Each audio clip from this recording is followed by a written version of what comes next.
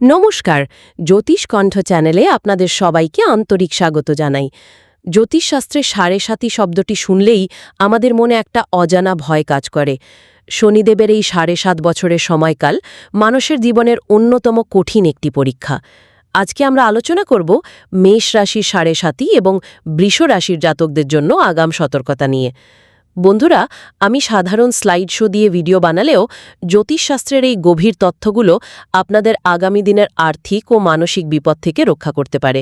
তাই ভিডিওটি শেষ পর্যন্ত মনোযোগ দিয়ে দেখবেন। প্রথমেই আসি মেষ রাশির কথায়।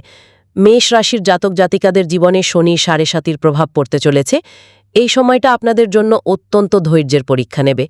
আপনারা যারা মেষ রাশির জাতক, তাদের এই সময়ে মানসিক চাপ, কর্মক্ষেত্রে অপ্রত্যাশিত বাধা এবং আর্থিক ওঠানামা দেখা দিতে পারে। তবে ভয় পাবেন না, শনিদেব চাইছেন আপনারা যেন কোনো শর্টকাট বা তাড়াহুড়ো না করেন। সততার সাথে কাজ করে যান, রাগ নিয়ন্ত্রণ করুন এবং অহংকার থেকে দূরে থাকুন। এবার আসি বৃষ রাশির কথায়। মেষ রাশির সাড়ে সাতির পরেই কিন্তু শনির এই কঠিন সময় শুরু হবে আপনাদের জন্য।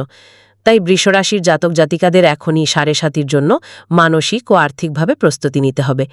এই সময় থেকেই অকারণে টাকা খরচ করা বন্ধ করুন। নতুন কোনো বড় ঋণ নেওয়া বা কাউকে চোখ বন্ধ করে টাকা ধার দেওয়া থেকে বিরত থাকুন। নিজের এবং পরিবারের বয়স্কদের স্বাস্থ্যের দিকে বাড়তি নজর দিন। প্রস্তুতি আগে থেকে থাকলে শনিদেবের এই সময়কাল আপনারা অনেক সহজেই পার করতে পারবেন। বন্ধুরা, মনে রাখবেন, সাড়ে সাতি মানেই শুধু ধ্বংস নয়, এটি একটি কর্মফল সংশোধনের সময়। তবে শনির এই গোচর আপনাদের ব্যক্তিগত জন্মছকে ঠিক কেমন প্রভাব ফেলবে তা সম্পূর্ণ নির্ভর করে আপনার জন্মকালীন অন্যান্য গ্রহের অবস্থানের ওপর।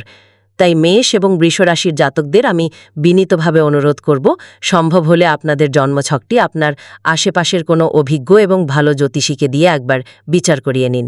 এতে আপনারা সঠিক প্রতিকার এবং গাইডলাইন পাবেন। আজকের এই ভিডিওটি আপনাদের কেমন লাগলো তা কমেন্ট করে আমাদের অবশ্যই জানাবেন।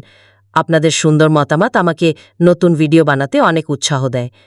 ভিডিওটি যদি আপনাদের একটুও উপকারে আসে তবে একটি লাইক দিন এবং আপনার মেষ ও বৃষ রাশির পরিচিত বন্ধুদের সাথে ভিডিওটি অবশ্যই শেয়ার করুন, যাতে তারাও সময় থাকতে সতর্ক হতে পারে। জ্যোতিষ কণ্ঠ চ্যানেলটি সাবস্ক্রাইব করে এভাবেই আমাদের পাশে থাকবেন। ধন্যবাদ।